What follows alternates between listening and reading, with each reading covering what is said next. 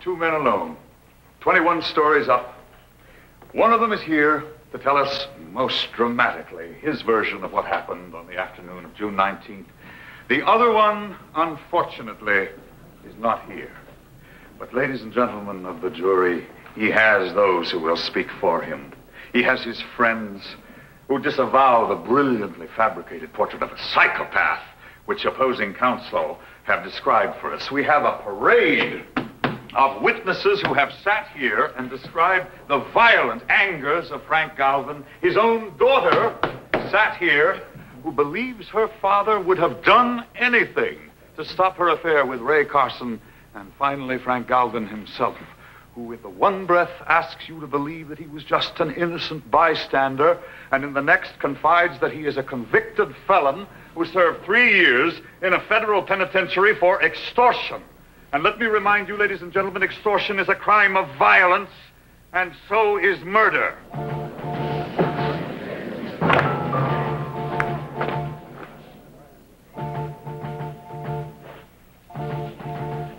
And in just a few minutes, you'll retire to consider your verdict. Before you do that, the judge will instruct you that Frank Galvin's conviction 25 years ago has no bearing whatsoever on whether or not he's innocent or guilty of the crime he's charged with today.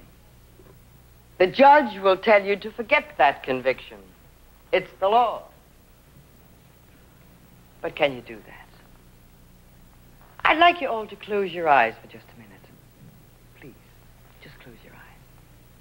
I'd like you to think of anything except a horse, a blue horse. Do not think about a blue horse.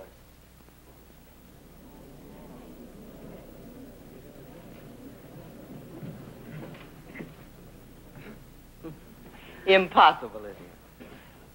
Just as it's impossible for you to erase this damaging knowledge about Frank Galvin's past from your mind. So don't erase it.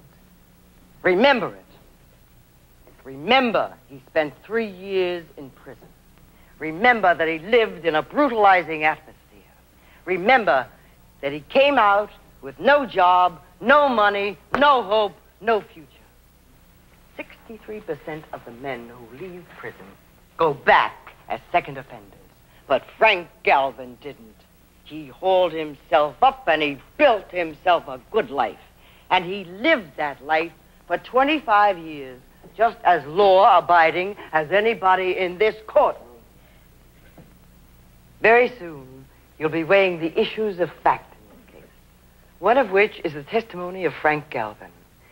In doing that, I want you to remember what he was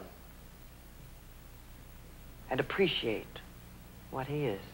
With those words, attorney Jessie Tate Fitzgerald ended her closing argument in a Los Angeles Superior Court today. The jury retired to deliberate and returned in a record 50 minutes to acquit Los Angeles building executive Frank Galvin of the charge of murder. Our reporter Carmen Garcia was at the county courthouse when Galvin came out of the courtroom. Oh, Mr. Galvin, would you like to have a statement, please? Just before you go home, congratulations. Thank you. Mr. Galvin, very how nice. do you feel? I feel great. I feel like I've just been handed my citizenship paper. What are you going to do now? Congratulations, Frank. I know, thanks. Go home, maybe ought to... No. We're going to go to a little place across town and have a cup of coffee. Can I see the paper, Mr. Galvin? Hey, here's Mrs. Fitzgerald. Oh, my dear. Fitzgerald, please, can we have a statement, Mrs. Fitzgerald? I said it all in court. Was it one of your tougher cases? Well, they're all tough, but this time I had some great help. What's up next? A commercial, I'm sure. The news of the day will continue with sports and the weather and a special report from our Washington correspondent following station identification.